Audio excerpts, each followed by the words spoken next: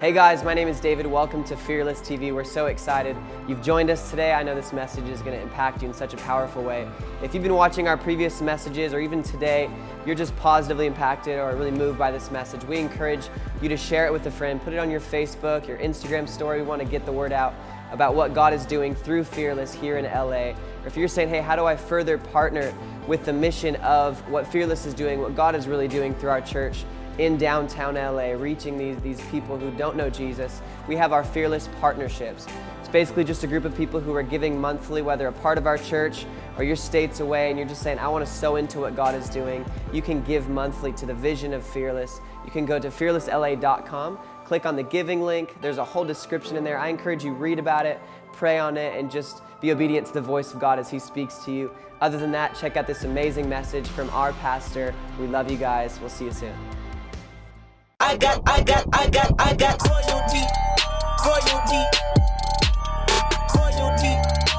Inside my DNA. Royalty. Inside my DNA. Boy, don't you know I'm a child of the king? Better watch how you speak to me. Royalty runs through my DNA. God is my father and I am his protege. I am protected by heaven, I'm destined and I have the tools for the victory. Nothing you say can belittle me. I got the seal of the king and I'm living for you, cannot limit me. I do not need your approval or accolades, keep your applause. I'm seated right next to my God. My spirit and flesh are red eyes, but I'll never stop. Earth is a home, it's an interlude. Please let me introduce you to my dad. God on my side, so I'm not holding back. I am not worried about the attack. I got that royalty. Inside my DNA. Royalty. Inside my DNA.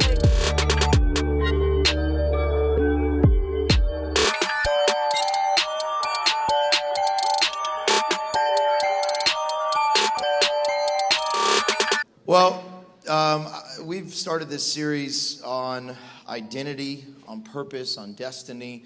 And really, I feel like we had to do this series in the timing that is now because God gave us 3 words. He gave us multiplication, empowerment, and a paradigm shift. He gave us those 3 words. And, they're 3 positive words, but 3 words that are moving us forward. And 3 words for the dreamers: multiplication, empowerment, and a paradigm shift. And that is what God gave to us for this house. He gave us these 3 words. I was at a conference and God spoke these 3 words into my spirit. And I began to preach about them, began to talk about them. We had a series of events that led to us giving a generous offering, all of us in this room, to our God. And many people really stepped up and just said, God, I'm going to give big. I'm going to see you do something incredible in my life. And we didn't give it to a cause. We didn't give it to, hey, let's build this or let's fund this, or, because I think that sometimes when we do that, we want something we can control. But we said, God, beyond our control, we're just going to give to you. We're just going to be generous. We're going to look like you.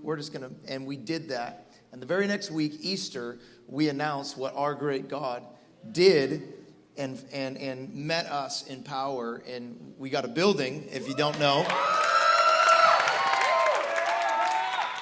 And so we've been here for 4 years in this building. We've been traveling. Before that, the first year, we traveled as a church, like a band of circus folk. We traveled around LA. We set up in different venues. And the only way you could find our church was Instagram. That's why we have any kind of Instagram following, because if you didn't follow the Instagram, you wouldn't know where church was back then.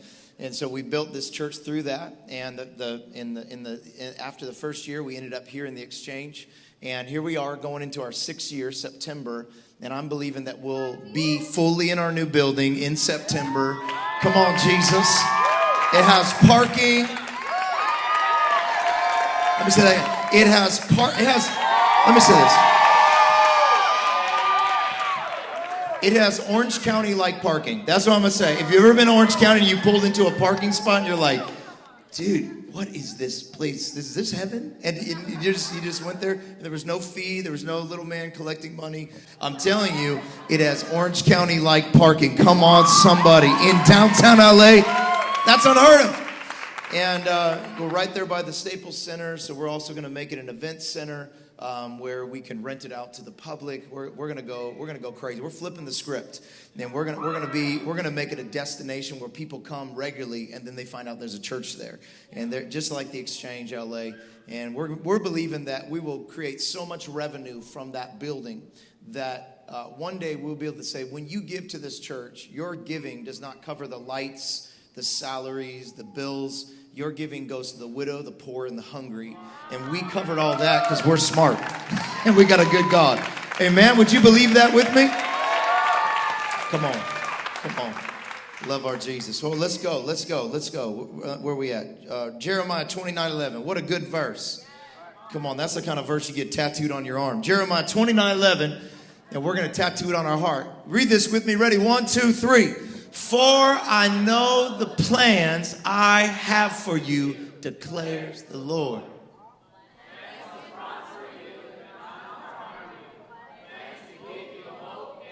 Come on, let's read it one more time. Somebody read it with some passion. Ready? 1, 2, 3. For I declares who?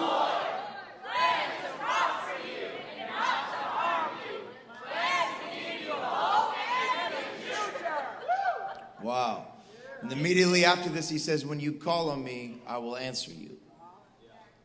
Leave this verse up. And if you could bring my monitors down just a little bit more. For I know the plans I have for you. I wonder if he had to send Jesus because what he knew was so great that he couldn't live without seeing them come to pass. I know the plans. Number one, we just need to take a deep breath in and realize that God has a plan. When it feels like life is chaotic, when it feels like, because if it's not chaotic right now, get ready, because it's coming. And if you're on the end of it, you're going to be enjoying it, but then it's coming again. Just know that in the middle of the chaos, if you can bring them down just a little more, in the middle of the chaos, in the middle of the confusion, God has a plan. God has a plan, and his plan is for you. God doesn't just have a plan to keep the sun going. God has a plan for you. And his plan for you, the Lord put that in there just in case you thought, your mom's plans for you were going to supersede what he had. Your dad's plans, your boss's plans, your people's plans. Have you ever been subject to people's plans? You're trying to figure out their motives, trying to weigh out if they really are who they say they are. God says, no, let me declare this over you. I got a plan for you. And my plan for you is to prosper you and not to harm you. Plans to give you a hope and a future. Now, wherever you're at, this verse is for you. If you're 42, this verse is for you. If you're 15, this verse is for you. No matter what you've lived out, God says, no, I'm not worried about your past.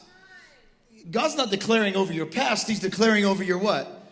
Your future. So many of us, at some point in our life, we stop living because we stop believing that there's any hope for this is why we can say the best is yet to come. Because God always focuses on the future. He says, I got plans not just because of your past or for your past. I got plans for we always focus on our past, but God's always focusing on our future. Touch someone next to you and say, don't stop dreaming. You're royalty. You're royalty. Now, there are 5 questions that every person is asking. 5 questions that rule our world. 5 questions that create every industry. 5 questions that cause people to step out and believe, and 5 questions that cause people to go in a hole and hide. There are 5 questions that caused every war, and 5 questions that signed every peace treaty. There are 5 questions that caused you to be here today, and 5 questions you will still leave with on your way out. And so today, if we could lay them out, they are the 5 questions that I really feel like are the foundation of life. And I'm going to bore you with 5 real quick for those people that want a sermon, and for those people that want a teaching, we'll go with the 5. Okay, here we go. Number 1, the first question that all of us are asking ourselves is, who am I? Like, who am I? I know who you think I am. I know who I think I am. But who am I really? It's a difficult question to answer because it's almost like as soon as we think we figured out who we are. You ever had that moment where you finally figured out the kind of clothing you like? And then all of a sudden you didn't have any money, you couldn't buy clothes for a while, and then now you have money and you got to go to the store and now you got to refigure out, and then you're trying to define who you are by what you wear. You ever had one of those moments where you had this favorite hobby, and then as you grew, as you got older, the hobby changed, and all of a sudden you're trying, because what happens in life is we try to figure out who we are by what we do, what we wear, and all that's going to change. But who am I?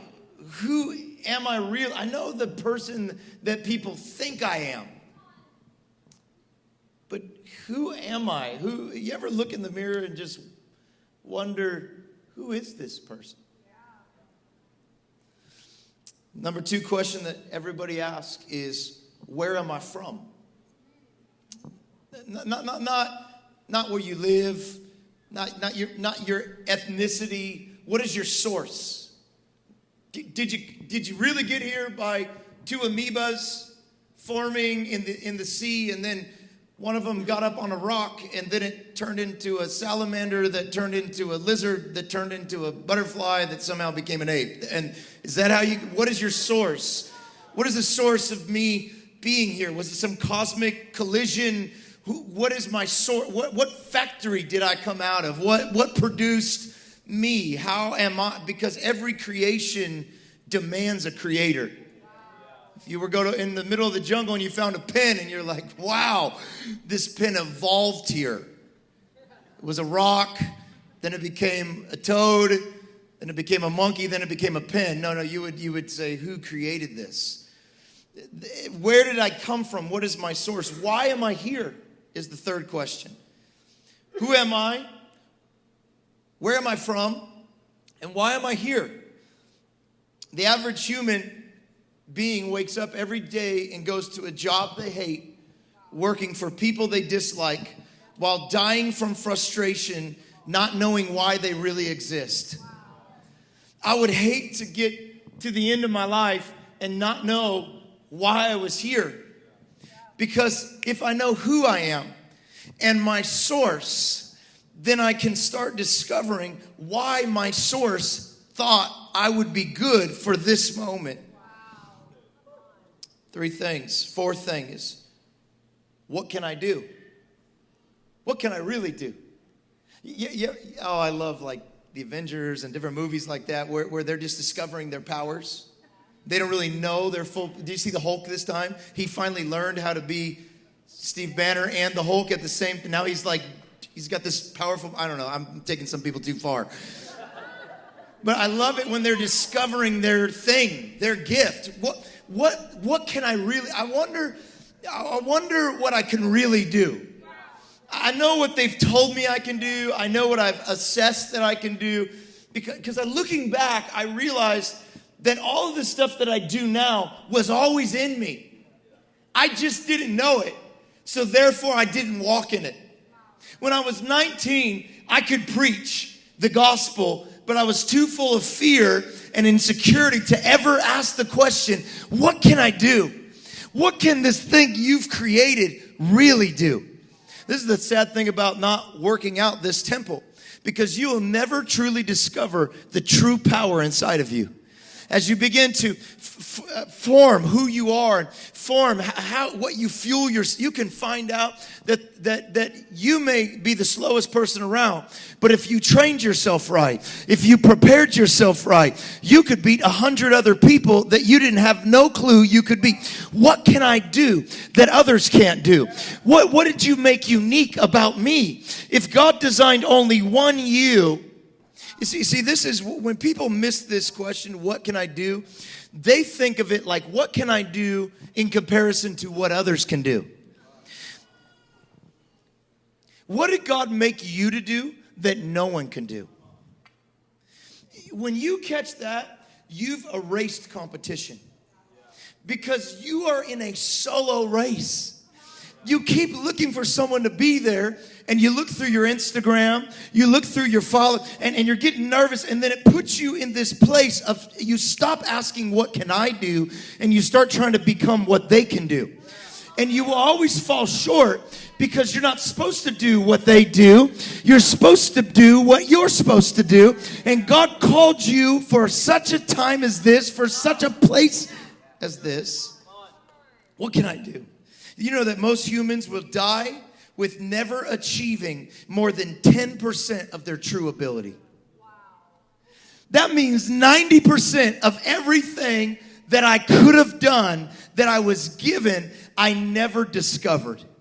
So that tells me one thing, that the greatest tragedy in life is not death, but it's to die while you live and never discover what you can do. I want to discover, if I'm going to be here, I might as well discover what God put in this thing. What can I do? The last question is, where am I going? Where am I going? What's the vision for my life? If you don't know where you're going, you'll get there every time. If you don't know where you're going, you'll get there every time. I'm just here again. Well, it's because you have no vision. You got to get a vision. I'm not talking about where you're going, heaven. I'm talking about where you're going on this earth. Where are you going in 10 years? What does your life look like in 20 years? What does your life look like at 72, 85? When your grandkids sit on your lap and they start looking into grandpa's or grandma's eyes, who are you then? And if you don't start planning then, you will never live it out now. Vision will give you purpose. Vision will cut out the extras. Vision will give you samurai precision, not a hacking precision. Vision will cause you to go, yep, nope, this is for me, this isn't for me, she's for me, she ain't for me, he's for me. Okay, good. Who will you be when you're 75, 85? Every human, no matter who we are, the reason why we ask these 5 questions is every human has this innate desire to be successful. There is no one who was ever born that woke up and just said, can't wait. I'm really going to plan this out. Getting out my book. It's the beginning of the year. Putting down my goals. And all my goals are going to lead to failure. There's never a human that woke up with passion in their lungs that said, I just can't wait to fail. I just can't wait to screw it up again. If anything, every single one of us, no matter if we admit it or not, strives and works. And every single one of us wants to believe I'm royalty. Every single one of us wants to believe those words. But most of us have seen what we call the opposite. But today, we're going to wake up and we're going to put success on. And let me tell you this about success. Success is predictable. You can predict success. Success is not luck. Success is not an experiment. Success is designed by God. It's predictable as tomorrow the sun will rise and tomorrow the sun will set. Success is predictable. And if success is predictable, by the same token, so is failure. You can plan, though, for success. You can plan today, I'm going to be a success. Life itself, in fact, is designed for success. But if life is designed for success, there will always also be a design for failure. There is no greater swimmer in the sea than the fish. There is no greater flyer in the air than the bird. And there is no greater producer of harvest than the seed. Success was designed inside of the creation before it was ever. Success for the fish is not something it has to work at.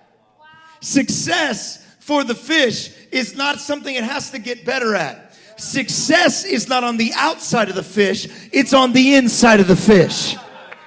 It is a process to becoming the fullness of what was always there. But as the process is lived, it gets easier and easier. Success is not a mystery, it can be planned. So I encourage you today, grab today by the horns and ride this life for all you got and say, God, I'm going to be a success from this day forward because you put success in me. Everything that God designed was designed to be successful. He didn't make the suns for it to fail. He made it for it to burn. He didn't create you to fail.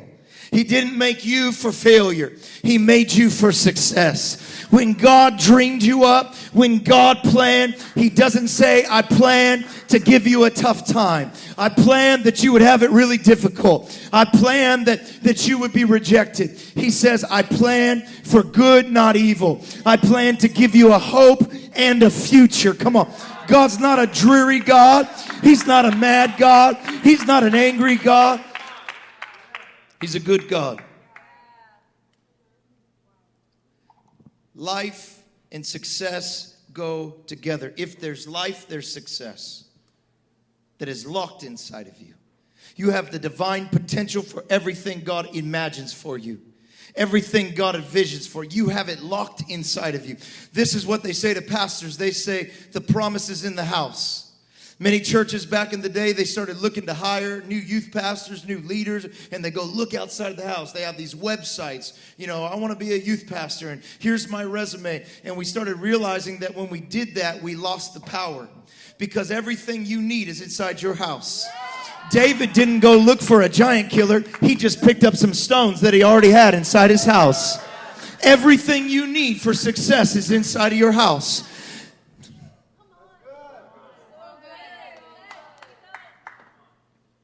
Every hero of faith, they looked inside their house.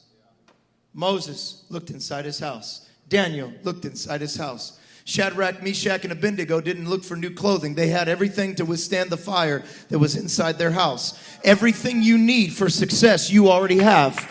You don't need to complain.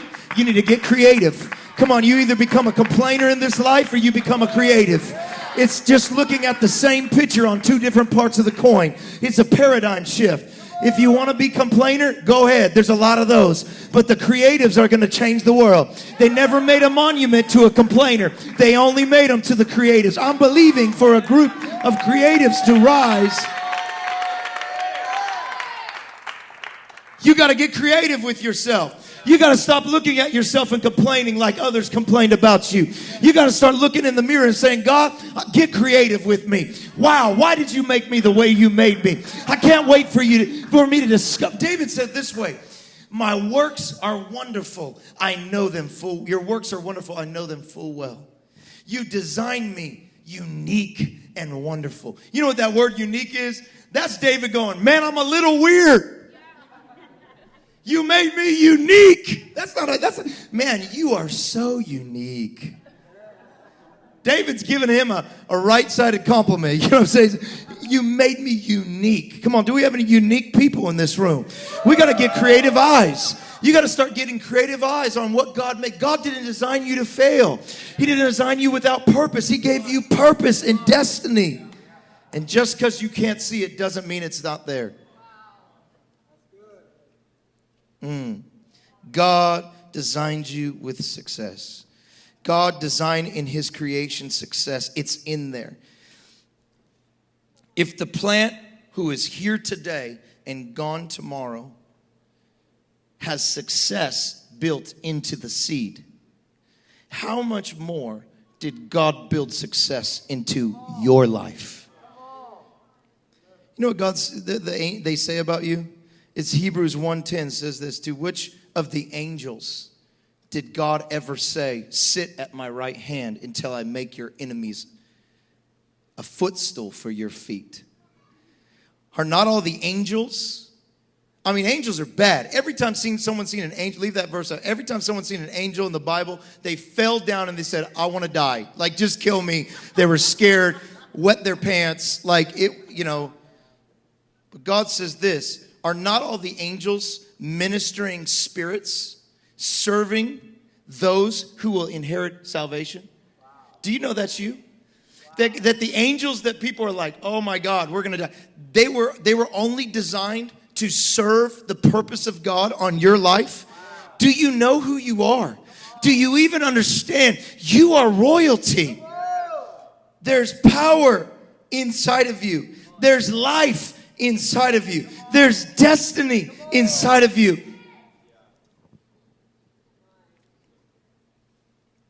Did you know that God is more committed to your success than you are? It freed me up when I was given that revelation that God actually cares about me succeeding. And I want to succeed. I mean, I want to succeed. In a sense, I'm competitive with myself. Look, I have to be careful. I will hurt myself. I will break something at CrossFit.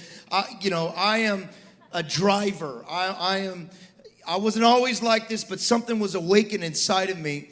And to realize that God actually cares about me succeeding more than I do messes me up. It gives me courage. Because for much of my life, I saw success as ambition. I'm not talking about ambition. I'm talking about success. That your life echoes in eternity. That your life makes a difference. That your life changes the game. God has called you to be success. Okay. Success is not found in an Instagram post. Success is not found in who claps for you. Success is not found in a trophy given by man. Success is found in obedience. If not, Jesus was pretty unsuccessful. No trophies were given on the cross. In fact, they gave him a different kind of trophy. Not a crown. They gave him a crown of thorns. They mocked him. Was he successful in that moment? He wasn't ambitious. He was successful. Success is obedience to God. Is obedience to why am I here? What is my purpose? Why did you make me? Why am I in this world? That is the call of God on your life. But God is more committed to your success than you are. And when you discover this, you will become bold as lions. You will become courageous. You will hold God to the word He already spoke over you. You would begin to put pressure on God. That's called faith. You will begin to put pressure. Look, no seed is birthed unless it hits pressure. Faith is looked at like a seed. You cannot have a harvest of faith unless you put pressure on the seed of faith.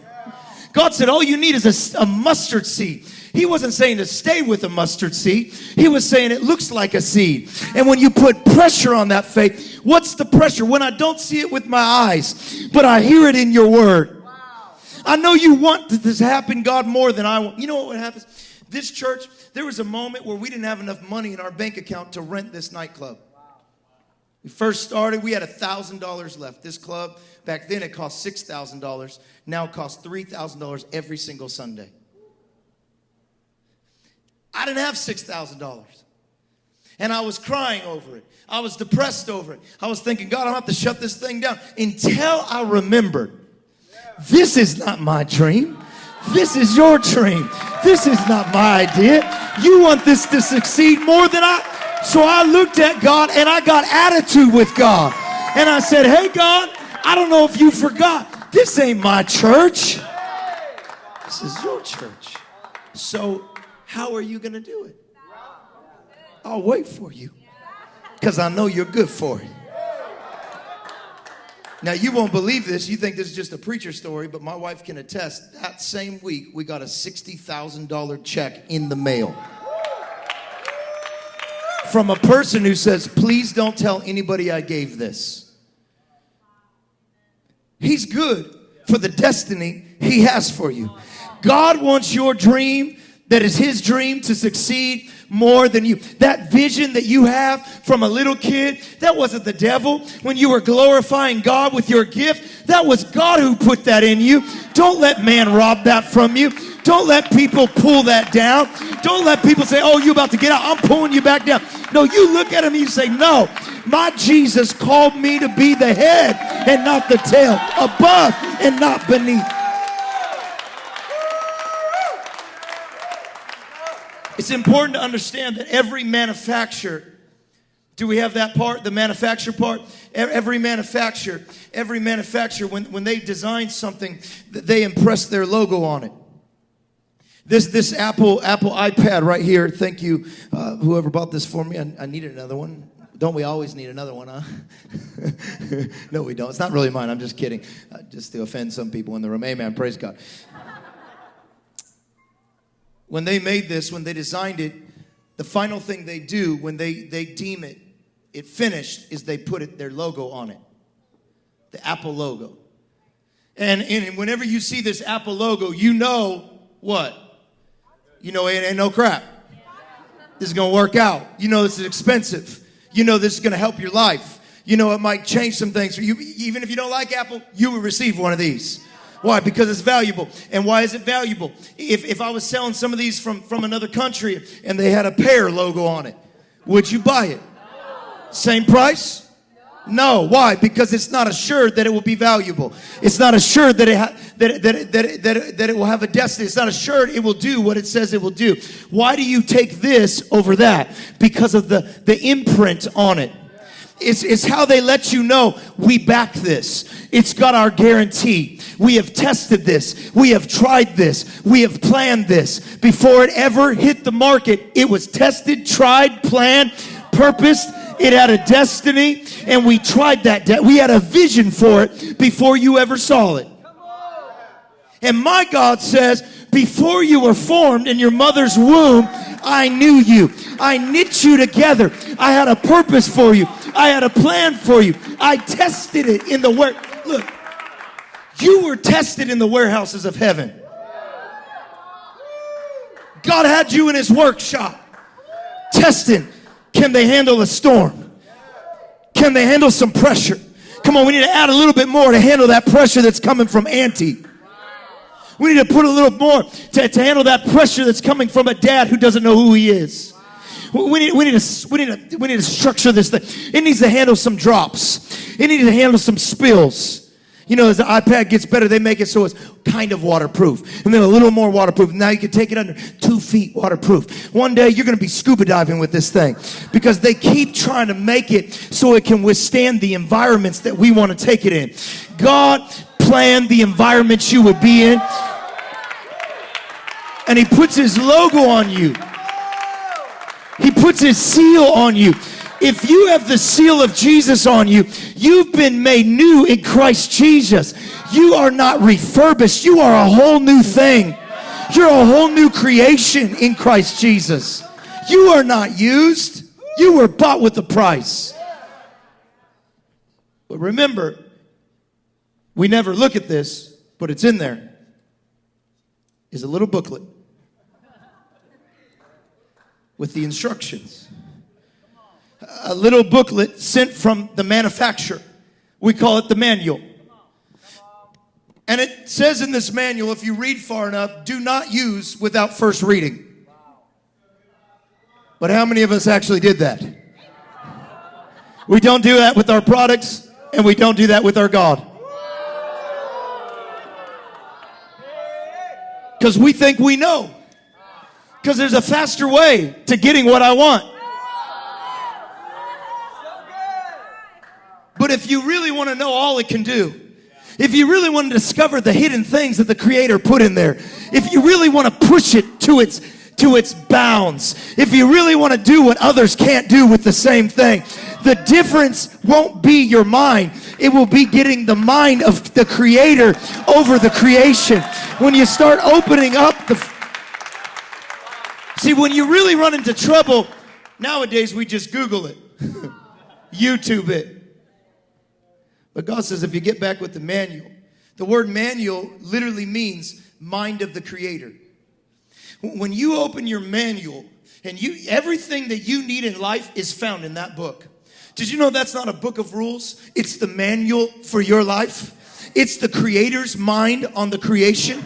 It's how to best live this life. It's how it works the best. It's to push it. Don't just get the 10% out of life. Get the 100%, baby. You can be royalty. And here we are believing everybody else's mind on us. Let me tell you how it works. Let me tell you what it can't do. Let me tell you what it can only do. Let me tell you what kind of piece of junk this thing is. And we start living out our life based on their manual over us instead of His manual over us. Look, I'm not here to tell you something that you don't know. I'm here to remind you of what you already know. That you are created in Christ Jesus anew. That He pre-planned you. You are royalty. He has... They made sure that everything that this needed was inside this nicely little packaged box. They put the manual in there. Before operating this product, read me completely. Inside this manual, there are promises and there are laws. There are promises. If you use this, you will receive this. It will update your calendar. It will notify you when people call. It will be a way you can email, a way you can text. And then inside the same thing, on the promises, if there are promises, there also have to be laws. Because if there aren't laws, you'll blame the manufacturer when the promises aren't kept. It says things in this little book, things like this. Do not get too close to heat or it will malfunction. Do not put this too far underwater. If you call the company and say, my iPad is broken, and the first thing they'll say is, did you get it next to heat? Did you put it too, they'll check that little tab on the inside. You know, that's happened. You the little tab turned pink, and then now they discredited the warranty. Why? Because you did not listen to the law. So you cannot uphold the promise. These are the laws of God. They're not there to be mean. They're there to hold the promise that God gave you. We are the only creation in all this world that goes, I don't like the laws. I just want the promises. You will never see a fish get out of the water and be like, screw the water. So mean, God, you trying to make me live in water. You're trying to take away all my fun. The fish is smarter than us. It knows that outside of the law, it doesn't get the promise.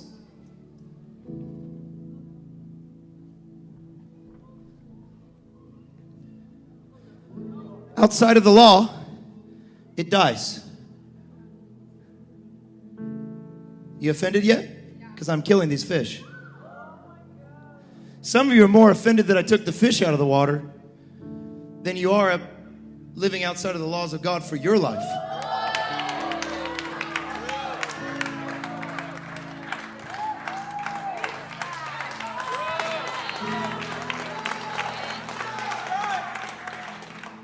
If we care about the fish, why have you so not cared about your life? You were called to success. And I'm failing out. No, you're just outside of His law. You need to get under His covering. It's not to hurt you or harm you. It's to empower you. God is not trying to take away your fun. He's trying to give you real fun. Power and life and joy. There's a promise, but there's a warranty that warrants when you live outside of the promise, you don't get the promise. We're broke, but we never give.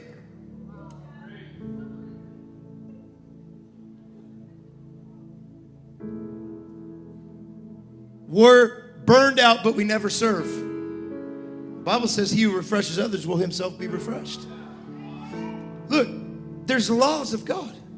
When we get in the laws of God, you will be successful. Let me just tell you this today. You have a warranty for your life. And the good thing about the warranty on anything, on this box, it says this. Please, first of all, don't send it to a user that is not verified.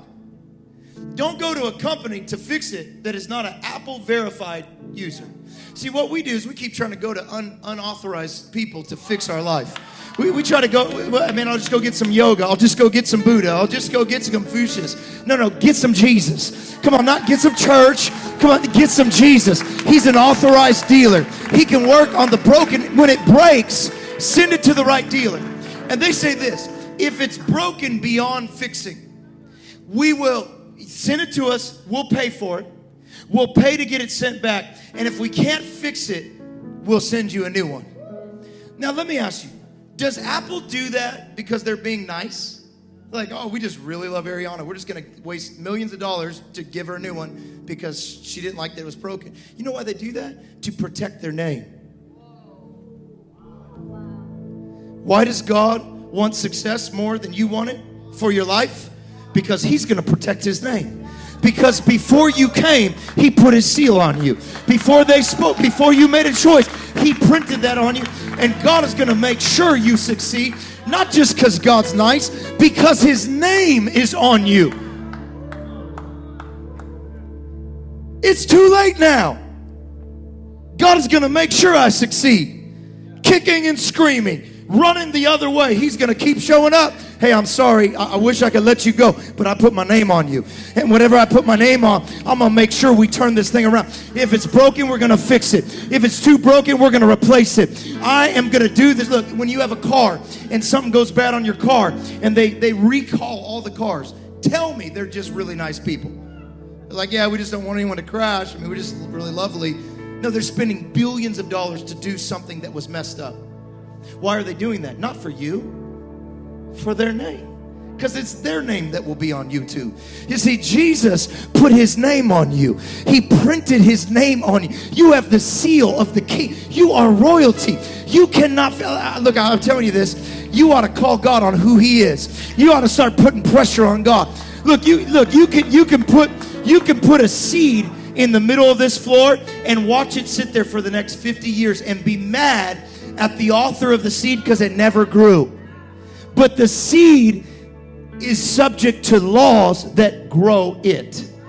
If your life is not a success, it's because there's disobedience to a law. So if obedience is success, disobedience is failure. If you're failing, all you got to do is change your mind. All you got to do is make a choice right here, right now. God, I repent of every time I thought my way, look, let me say this.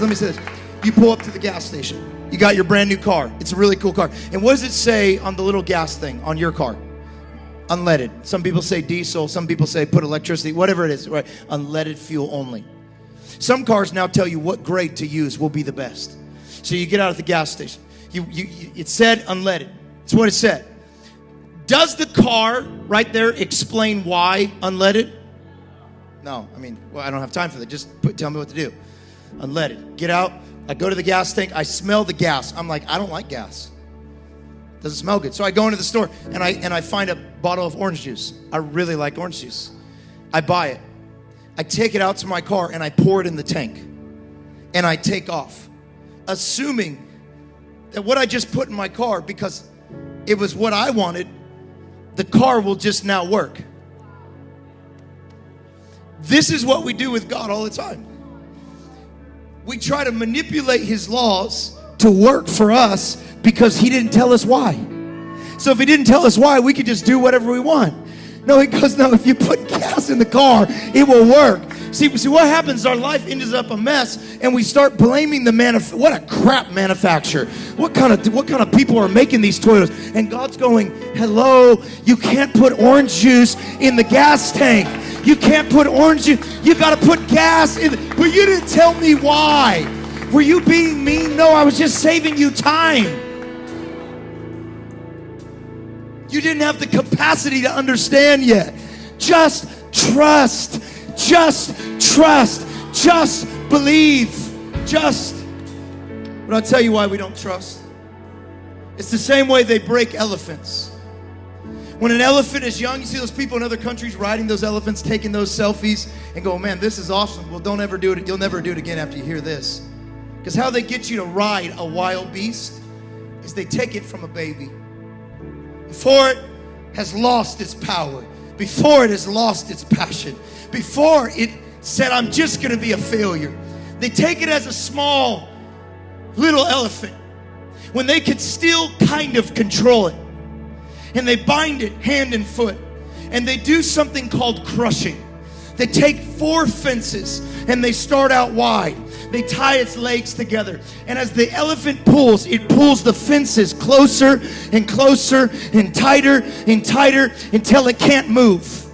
And when it can't move anymore, the elephant trainer gets on top of the elephant cage and he starts stabbing it with a hook.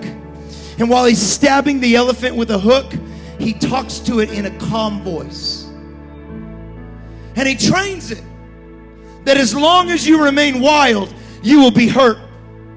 As long as you have passion, you will fail. And when it's too small to break out,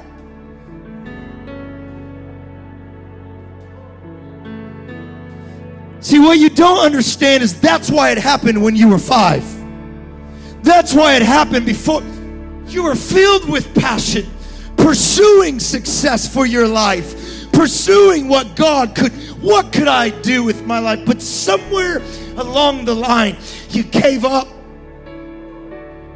Because the crushing and the prodding, and they talked to you in a nice voice, but it wasn't the voice who called you. It wasn't the voice who designed you. And somewhere along the line, it broke who you were called to be. And when an elephant grows old, that was the first picture they put up. Put that picture up. The first one. They can keep a giant elephant bound with a small twine that it can break. This elephant could break that post right out of the thing without even trying, but its mind tells it, you can never escape this, so stop trying. Maybe you're here today and you say, that's a great message, but for me, I don't know if you know what kind of power is inside of you. You weren't designed to be held captive. You were designed to be wild. Look, I dare you to dream again. I dare you to believe again. I dare you to know that God didn't call you to fail. He called you to succeed. And in fact, His seal is on your life. You can't fail. You have the backup of heaven.